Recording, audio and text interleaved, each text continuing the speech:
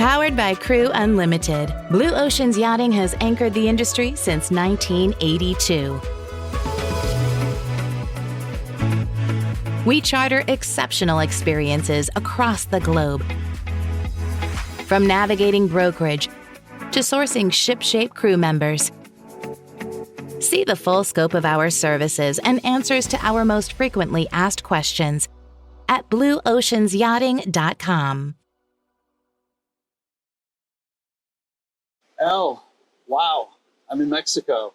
Oh, no, welcome. It's lovely to have you here. Oh, it's so good to be here. Thank you for joining Yachting USA. What a pleasure. Thank you. This conversation is certainly going to be one of the most, if not the most unique conversations I think we've done on Yachting USA.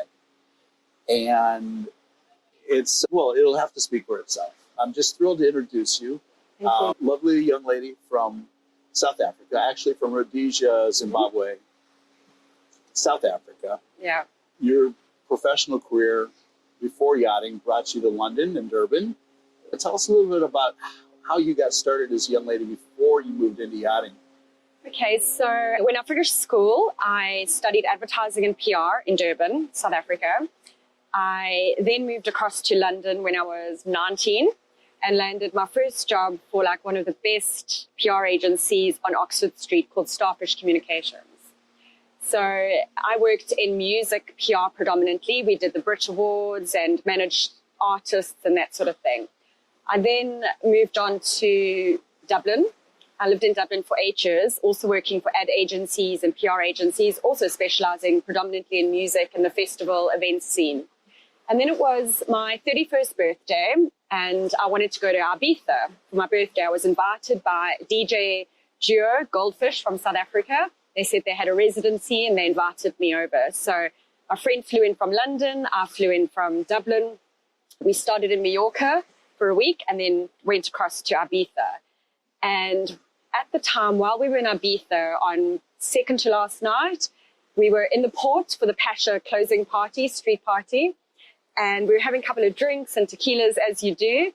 And a group walked up to us and said, would you like to come party with us? So we said, sure, thinking was just down the road, like further down in the street festival. Well, it turns out it was on a yacht, on a super yacht.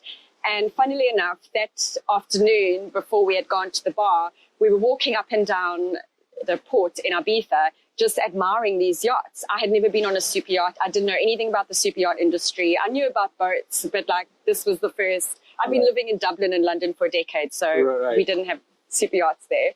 And I just thought, oh, this is absolutely, what a laugh, like so glamorous. And there was this particular boat that I pointed out. It had a black hull and it stood out from the other white boats. And I was like, if I had a boat, that's the boat I would pick. True's God. That's the boat that we went on. So the group that invited, skilled at manifesting, and they invited us to party with them. As I said, we thought it was just like a street party down the road to join their group. And we started like walking up the passerelle of the boat that I had pointed out. And I was like, no way. Anyway, had an amazing party that night on the boat, drinking Dom Perignon showers in the jacuzzi, just the most like fabulous time. And I remember it was about 2:00 in the morning and I could hear our ferry coming in, the siren of the ferry like arriving in port. And I said to them, oh, we've got to go. My friend and I are getting the ferry back to Mallorca. And the captain sort of turned and said, well, just come back with us. I was like, okay. Wow. We can do that. So we ended up staying on board that night and sailing with the boats back to Mallorca the next day and ended up staying on board for a few weeks. For a few weeks? For a few weeks. Who does that? Yeah, I did. I knew at that stage, yes, I was in the VIP guest cabin and just treated like a guest and having the best time.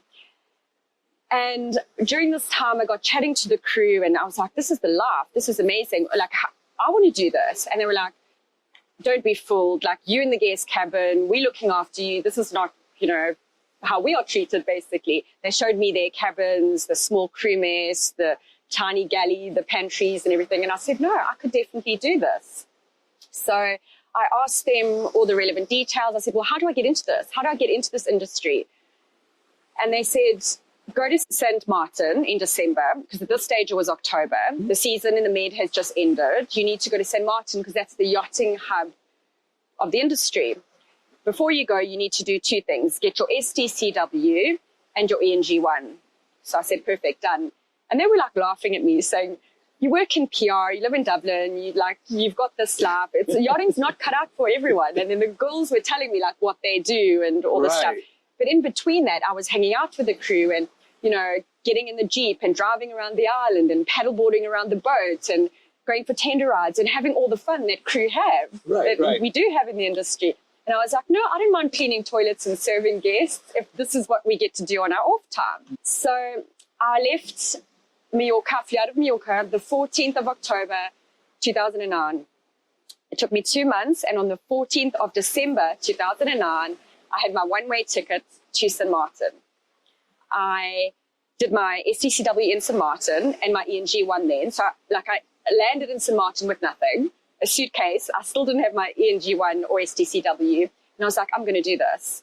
I didn't even stay in a crew house. I stayed in a hotel because that's the life that I was. And did my STCW, got my ENG1, and just hung out and just met all these amazing people. You know, you meet a lot of green crew when you do your STCW and stuff. And just to this day, that group of people that I did my STCW with and are still friends, and we talk and the banter is just wonderful. Like, that's the thing about yachting. They're not just your friends, they become your family. Right. Which is like so special.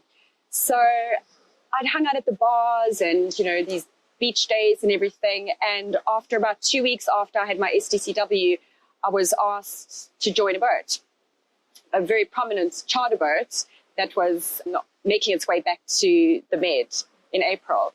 So I joined that boat. I did 2 weeks day working on the boat. Okay. And after the 2 weeks, the captain said to me, would you like a job? Would you like to come with us to the Med? And I was like, oh, that was easy. Do you mind me asking, how big was this boat? 60 meters. So you, as a greenie, first opportunity on a 60-meter boat. Yeah.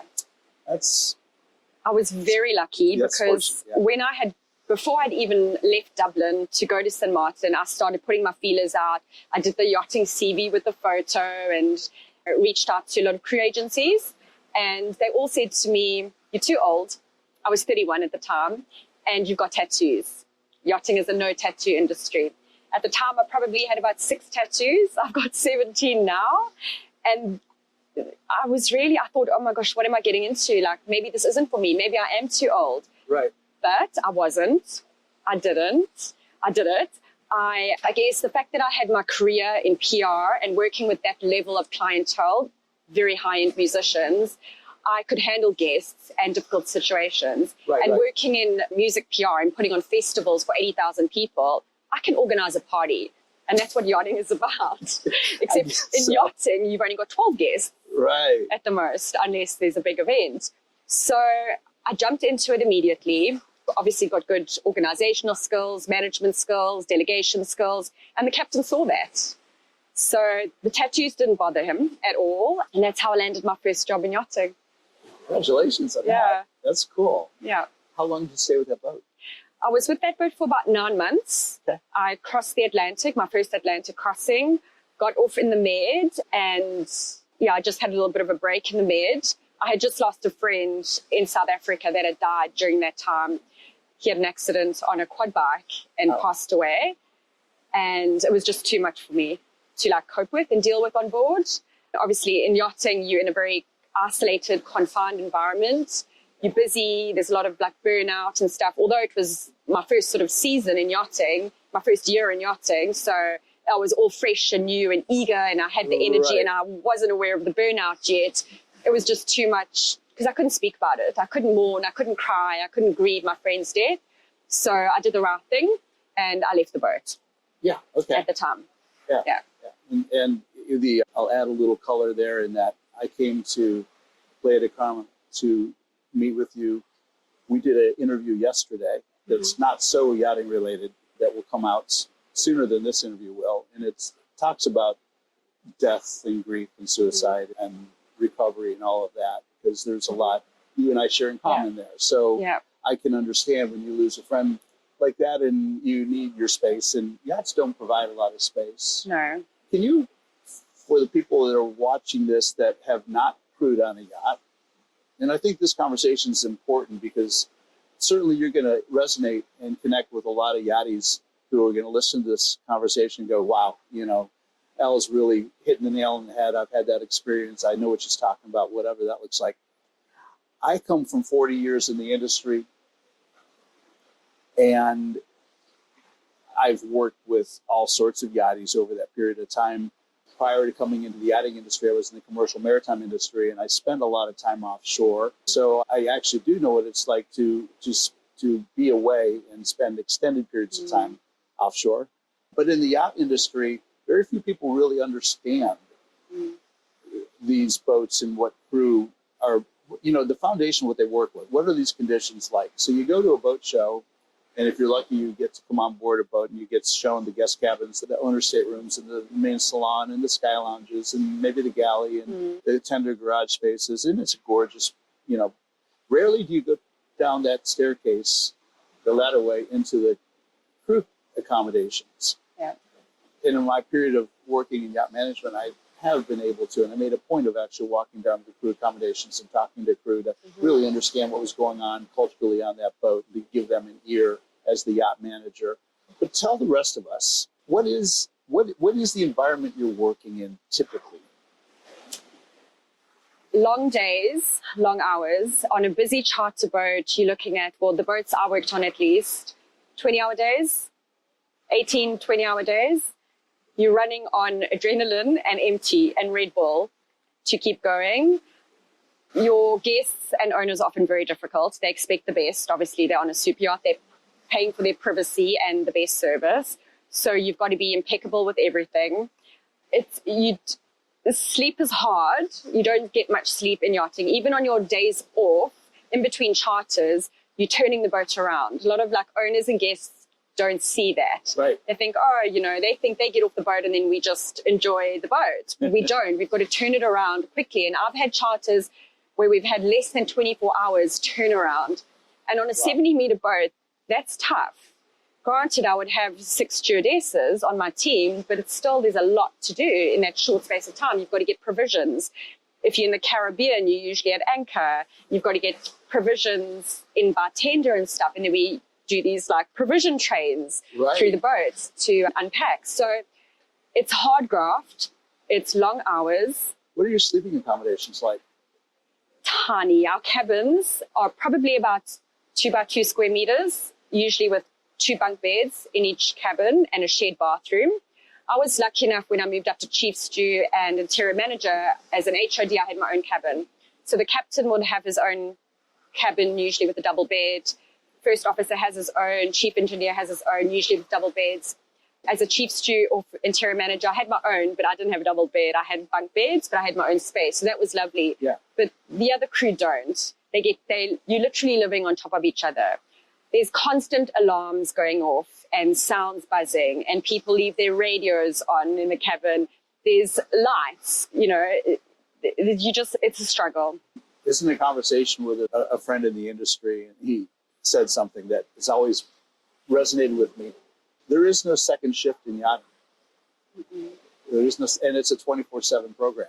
You're flying your G5 and a long day, your transatlantic or whatever, and you land the aircraft and you pull into the hangar. Pilot shuts things down. They tidy up the interior and they walk off the airplane and they're done. Yachts are not that way. You are 24/7, 7 days a week. Absolutely. You don't switch off. And even on your days off, if in between charters, you might be lucky enough to get a weekend off, you're still on call. There's still, if provisions arrive on a weekend, then the crew will be called back to the boat to help with provisions. And in yachting, there's always somebody on watch, doing a watch day. On the bigger boats, you'll have an interior person, a deck person, and an engineer. So luckily, there'll be 3 of you. But even, on a period, if you're on the watch schedule and there's a weekend free, but you want a weekend watch or a Saturday's watch, tough luck.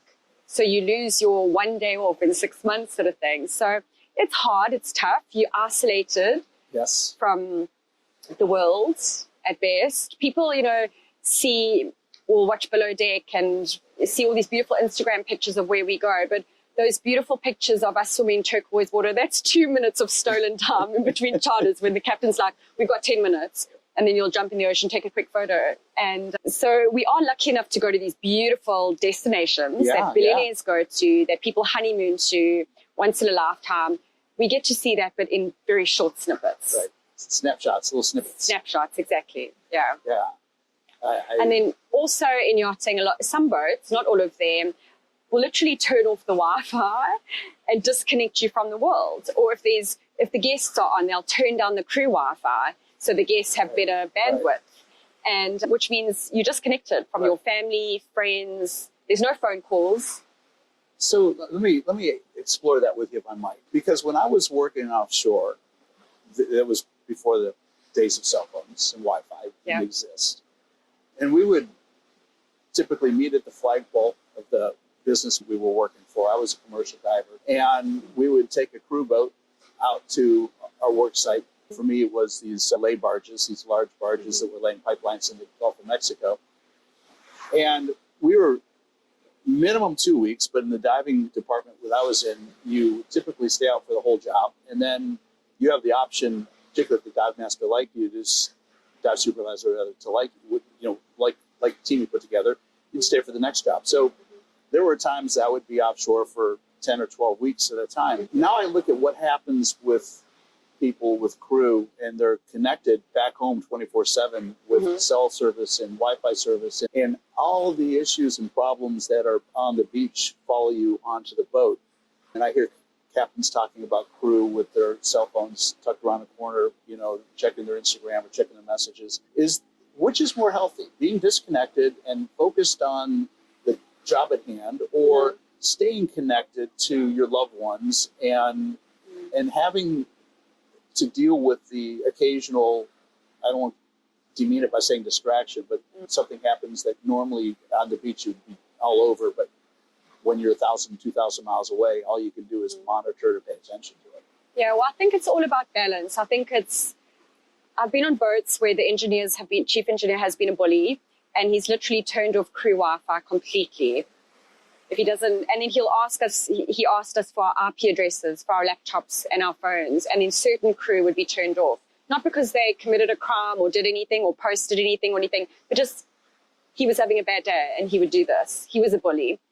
So in my own department in Ontario, I allowed the girls their phones after hours, and I think that's important for every boat, because when you clock off, I'm talking off charter now, 8 till 5.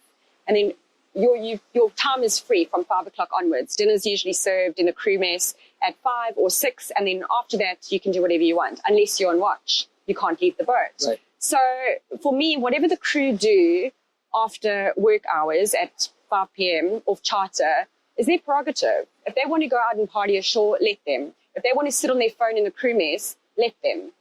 But not while they're on duty working, because we've got a job to do and we need to get it done. On charter, I don't like phones at all, because I think it's very unprofessional, and it would be detrimental if a guest or an owner, happen to pop into the pantry, which they do, or the galley, or have a little walk around and see a stewardess on her phone. Right. I don't like that when I go to restaurants and I see them. I'm with you. Totally. That's a big no-no for me. So on charter, I don't like my stewards to have phones. Off charter, I don't have a problem with them, like texting or on their phone after hours. And I don't mind them having their phone on them, because while we're working, I encourage them to listen to audiobooks, listen to podcasts, listen to music, just to drown out the noise and actually enjoy what you're doing, because it can be so mundane detailing a guest cabin when it looks perfect. The linen is impeccable, but you've still got to iron the sheets, and you're cleaning a mirror and you're cleaning glass that is clean, but you have to do it. It's on the checklist and there's a protocol and we've got to do it. And I want to, as an interior manager, I wanted to instill some fun into the job and excitement, and let them enjoy what they're doing in the most mundane task that they're doing at the time.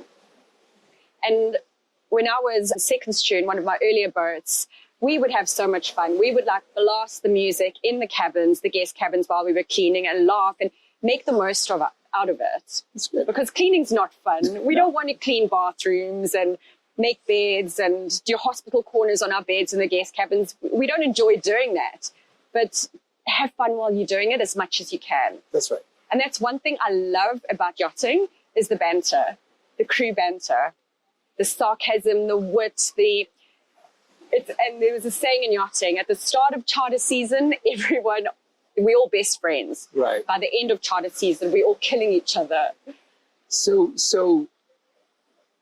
the relationships that crew maintain with each other on board and how that affects your job. I'm reaching back into my yacht management experiences and conversations I've had with crew, and certainly the occasional issue comes up and you've got, well, you mentioned an engineer bullying. Sometimes, it would be a chief stew bullying a junior stew, or, whatever that looks like. And sometimes I think there's just cultural. I mean, think about it. You're combining young people from all over the world, every culture, probably every religion. Some of them are the first time this young man or young woman has really been away from home, or, and they're thrown into even a large yacht. When you're out in the ocean, when you're on board for a period of time, it becomes a small place. Yeah. Hard to imagine, but it really does. So I always kind of joke, it's like, what could possibly go wrong? You've got these, everybody has personalities and traits and idiosyncrasies. And so that alone has to be a life skill that has to be really honed and developed as a crew. Yeah. I mean, generally the personality or the character profile of yachties, they're generally free spirits. They love to travel. They don't want to settle down. They're not into the white picket fences, the corporate offices. It's a different character of person. That's right. And yachting definitely builds your resilience as a person, your character. It toughens you up. It does. And you do get all these crew and all these cultures thrown in to the mix. Yeah. And we're forced to be friends with people that we might not be friends with or choose to be friends with. So it's very important during the hiring process for the captain or the chief stew for her department or the engineer for his department to find the mix of personality that would gel with each other. Obviously, we don't want 20 alpha males working on deck. No. There's got to be a mix. Yeah. So this is a perfect, can I shamelessly plug something that you wrote recently? Please do. I actually put a post out about this a couple of weeks ago, and I got mixed reviews. Yeah. I got a lot of people go, oh man, I got to read this. And I got a couple of people that I know in the industry that are like, oh, Rick, no, let's not malign this amazing industry will work for, And it's like, no, we're not. You wrote a book, Screw the Crew? Yep. Yeah. So when I first saw this book come across, and it's your pseudonym, you wrote it under a different pen name. Yeah. I'm thinking, okay, this is going to be interesting, and it's certainly probably going to be great show prep for coming down to Mexico and having this conversation. Yeah. And it's a love letter to the industry. It is. You take every position on a large yacht, every single one, captain all the way down to the greenest green stew, and you assign a personality to each of those roles. You describe the role really well. So if you've never been on a large yacht, if you've never worked actually in crew, particularly if you're in this industry, but you've been at arm's length from all that, get the book. It's great. Elle did an amazing job with wit and sarcasm and love and a great description. You went through every position. Yeah. And as I think you told me, there's individuals out there that would read this and go, oh, I think that could be me. Yeah, I did. A few of my past crew friends have read the book and gone, is that about me? Is that mine? And recognize their phrases, from captains to engineers to chefs, stews, every department. Right. Someone has come back thinking it's them. And I'm like, well, it's not one particular person. It's the personality of, say, the captain of the 6 boats that I've worked on, and I've taken their best parts and worst parts and put it all together and built this character in the book.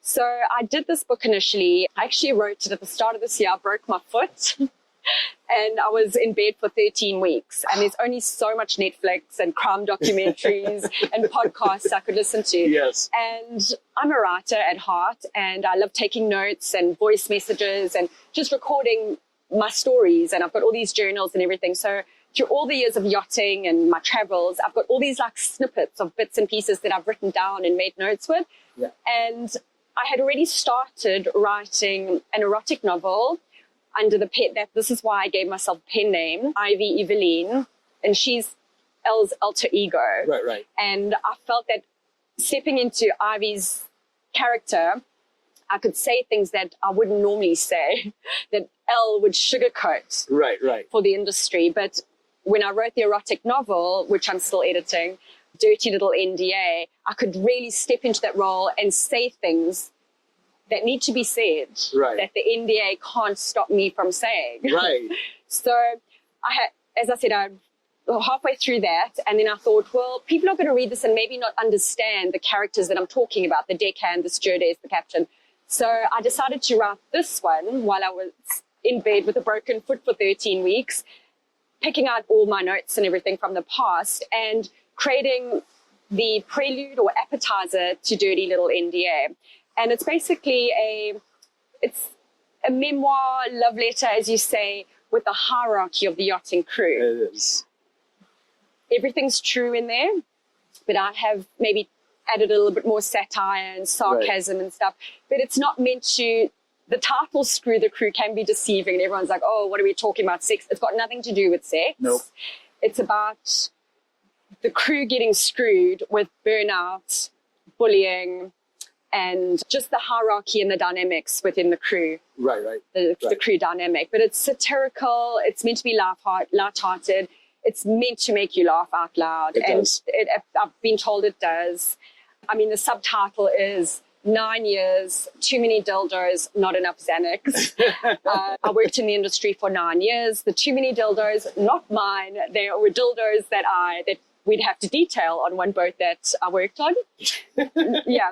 Can't make this up, can you? Yeah, no. I love it. 17 of them. 17 of them. And then not enough Xanax. Not necessarily, well, crew can't take Xanax or benzos on board. The not enough Xanax was the guests and owners. I remember they would come on board with all their little pill boxes and have their like Xanax and Valium and antidepressants, and that just blew me away for a start. So that's what the subtitle is about. It's, you know, beautiful. It's not about my dildos or my Xanax. No. But I also talk about how I joined the industry like this fresh-faced, greedy young green woman with a yoga mat, a bag of crystals and affirmations. And by the time I left with a doctor's note, burnout, and I did have a prescription of antidepressants and Xanax. Which you were no longer on. Well, I never took them. Good. Yeah. Good. Lovely. I read it cover. It's great. Thank you. It's great. Thank you. I also read another book you wrote, also cover to cover, Alchemy. And that's a book of transformation. And I would also recommend that. Completely different. You wrote that under your actual name. Yeah, that's my first memoir in a trilogy series. Yeah. And again, it's touching, particularly if you've experienced death or suicide or murder in your life. You touch on all of that, which is a touchstone for me. And those that know my story understand that. So it was a little segue, but I thought it was important to kind of establish that you do a wonderful job of describing what the crew does, their role on board these boats. So let's keep going. You were on the first boat. You crossed the Atlantic. You were in the Med. You left that boat. I left that boat. I actually took up a position. Someone contacted me and said, there's a chef in Saint-Tropez and she needs an au pair. And I was like, and why are you asking me? They're like, oh, would you like a job? You know, in between yachts, or do you want to get back on a boat? At that stage, I didn't even know if I wanted to get back on a boat. I was mourning the loss of a very good friend of mine, and I just wasn't sure. I just thought, oh, I don't know. And I was like, but au pairing, like, I don't have children. I don't want children. Like, why would you even think I could look after children? And the person said, well, just meet with Mary. I think we met at the Hop store. She came through to Auntie and met me, and we got on so well. She used to be a yacht chef. She's from New Zealand, and she was a yacht chef, and she fell pregnant, became land-based, and worked for this amazing British family in Saint-Tropez, in Port Graveux. Anyways, we met, and we got on really well, and she explained the job, being an au pair to 4 young children between the age of, I think, 6 and 12. And I was like, you know what, I'll do it. I'll do it. I think the selling point for me was that the owner had like 7 boats. One sailboat called Black Ice, which was phenomenal. And I'd go sailing with them around Saint-Tropez and stuff. So that was my first time on a sailboat. And then smaller boats that were all docked outside his villa in Port Grammar. And she said to me, well, just come give it a try and see how you get on. You'll have your own car, your own like villa at the back, and just see how you get on. I fell in love with the family. I never thought I liked kids until I met that family. Oh, they wow. were absolutely just loved them. And the family, of course, as an au pair instead of a stewardess, they would take me everywhere. So I went to all these like fancy lunches in Saint-Tropez and down the coast and sailing on black ice on the waters and stuff. It was absolutely beautiful. I loved it. And then, so I was with them for 3 months, the end of that mid-season in Port Grammar, Saint-Tropez, and they were leaving to drive or to go head back up to the UK. And they offered me a permanent job to be there, like live in permanent au pair in Somerset in the UK. Wow. And I didn't want to do that. I didn't want to go back to the UK. I love the ocean. I had spent a decade between London and Dublin, and I had a taste of the yacht life and being at sea and that life, and I regretfully declined. To this day, I'm still very good friends with them. I still FaceTime the kids. They're adults now, and it's beautiful to see them. But they offered me a job, and I remember when they left and drove off, we all cried our hearts out. It was beautiful. Yeah. Dare I say it was also an education for you? That was another help in your yachting career, in that you became, head of department and the purser and the yacht interior manager. That work that you did as the au pair and working with that family had to have been so insightful. Absolutely. And then also working very close with the chef in the villa, and just the whole setup was just absolutely beautiful. And then, of course, there were housekeepers so it was very similar to a yacht life, but ashore in their like mansion, in their villa.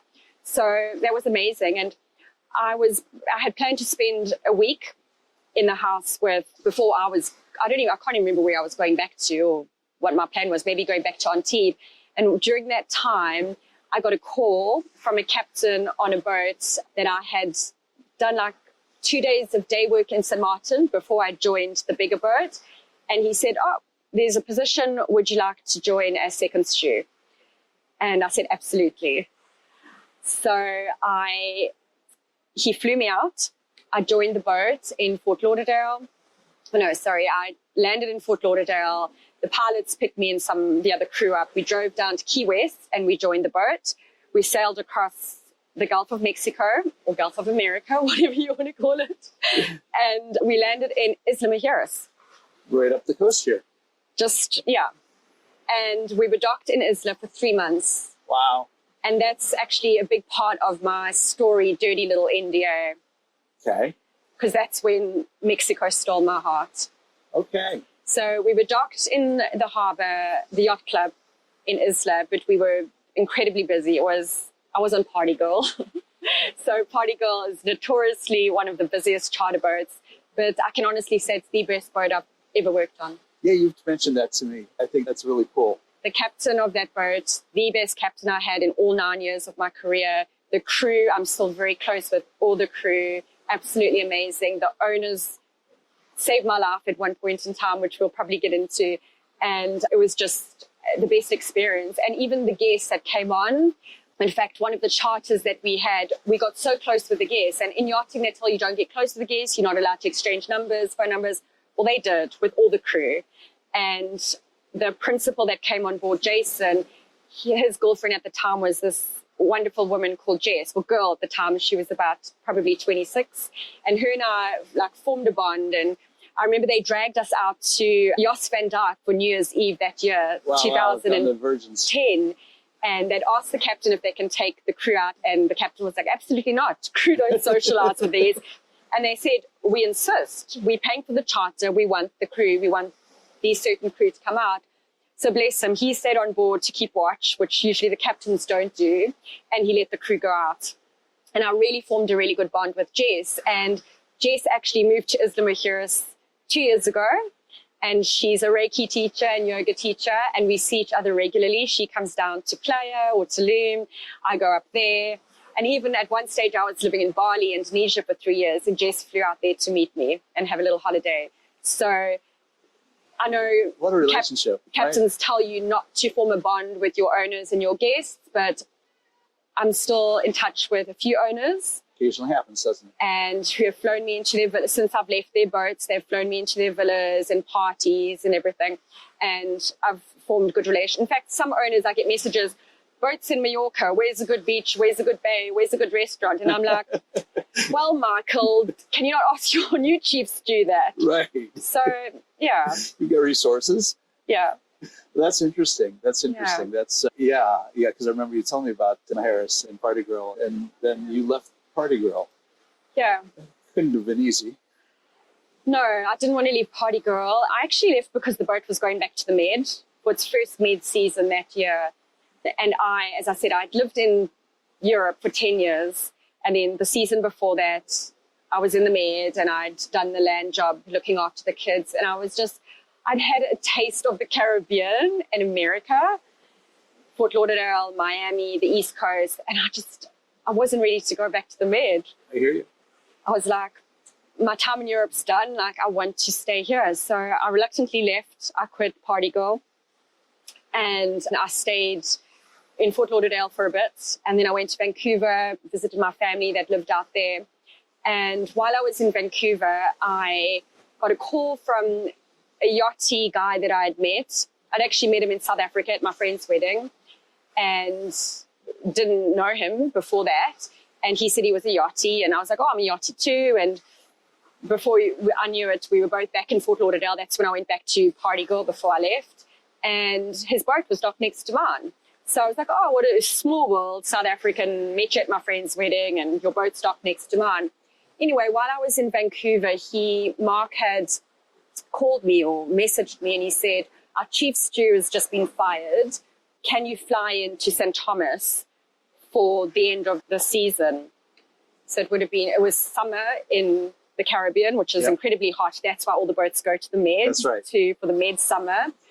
And, I'd been in Vancouver for a month that time, and although it was summer, it was freezing. And I was like, well, I'm not going to say no to a job on a yacht in St. Thomas and the Caribbean. I'll do it. So they flew me in, and I joined this boat. And this is a bigger boat. Yeah. Slightly bigger than Party Girl, but not one of the biggest ones. It was maybe 60 meters. Okay. And I joined the boat as chief stew, and we had the owners on. It was a private boat. We had the owners on. They were absolutely lovely as well. Also, every time we were out doing the beach picnic and stuff, the owners' daughters, they were a bit younger, and they were like, oh, come sit with us, come play with us, and put your bikini on. And the captain would be like, no, you can't do that. And then they would be like, well, no, we want her to. Wow. So I was like roped into a lot of things by guests a rock and a hard place and owners, where I was being tugged, no, you can't, because you've got an NDA and there's a contract and a C and you can't do this. And then the owners of guests and like saying, no, we want you to hang out with us. Wow. So I did. I've got some lovely photos of me sitting in the water on deck chairs with the owner and his daughters and being part of. You have managed to immerse yourself in this beautiful luxury space during all of this. It's a great story. Yeah, I think, and it was the same for me in PR. Like, I've never been, even on this girl from Rhodesia, from Africa, landing my job in London, I've never been starstruck by people with money or celebrities. Like, I treat everyone, whether they're the street sweeper or my cleaner or a billionaire or a celebrity, the same. And I think the level of respect you give to people is the level of respect you receive. And with, and I think people saw that in me, is that I was never starstruck or scared. I had confidence because I'd worked in PR and accustomed to like working with this sort of clientele. And I could have a laugh with them as well without being like so scared and yes or no, sir. There's a time for that, obviously, but there's a time for also treating them as a human. A lot of yacht crew, I think, and I would tell my stews this, remember, these people that are coming on board are here for vacation. They're here to have a good time, to have a fun time. It doesn't have to be clinical and serious. They're not in corporate. They've left their corporate. They're now on holiday, having a vacation, letting their hair down.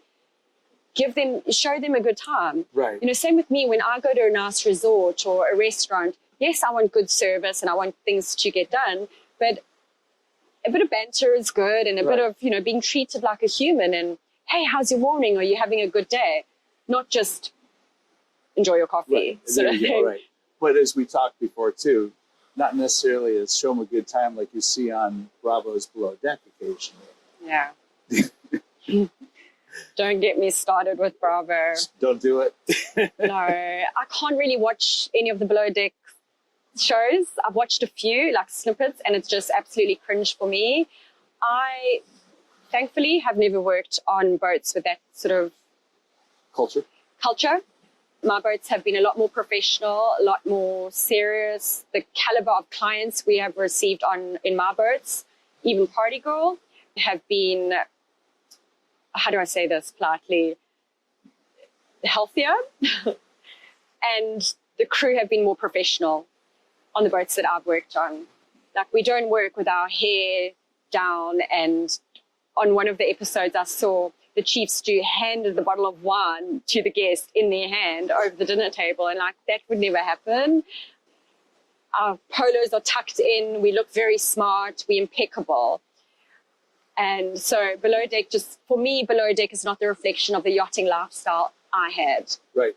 The parties in between, absolutely. The crew do go crazy. They do binge drink. They do let their hair down in between charters. They have to. It's their escape. So they've got to decompress. They've got to decompress. Remember, in yachting, we can't take antidepressants, Valium, anything, which I don't condone. I'm completely anti-big pharma anyway.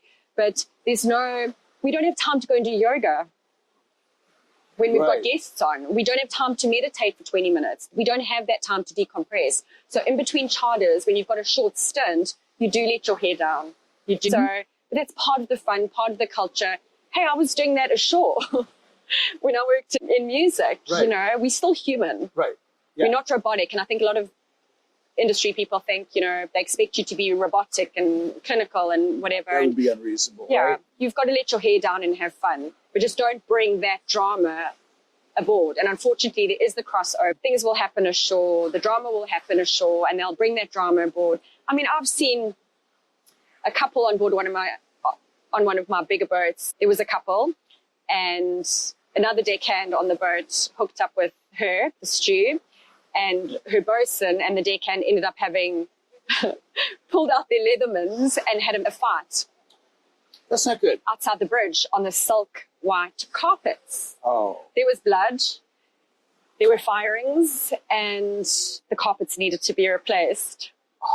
So this is what happens, and that's why I tried to adopt the mantra on my boats: don't screw the crew. Right. Don't screw your own crew, screw other crew. Take it somewhere Keep else. it safe. Yeah, go do it on their boat. Right. But it happens, you can't, you know, you're in close proximity to these hot guys. People in yachting are good looking generally. They're hired on looks. I don't know any other industry where there's a photo of you on your CV, on your resume. Right. It is superficial, but billionaires, celebrities, they want to be served by good looking people that are well kept and well presented. It's part of the industry. That's right. Right? So you're surrounded by alpha males, very good looking, beautiful girls that could be supermodels. You're surrounded by all this. And, you know, think of crew that are burnt out, that are tired, hormonal. Yeah. In close proximity all the time. It's inevitable to happen. Stir the pot, that people, exactly. it's a pressure cooker. Happens. Boom. Dying to explode. Right. And so it's inevitable that crew hook up with each other or form relations. So it's a hard one. It's not a hard rule that I implemented. Some boats do. There's a no couple policy. Right. And then if someone does form a relationship, you know, they're told, well, if it ends, you both off the boat, or any problems, you both leave. So it's a risk you have to take. That's right.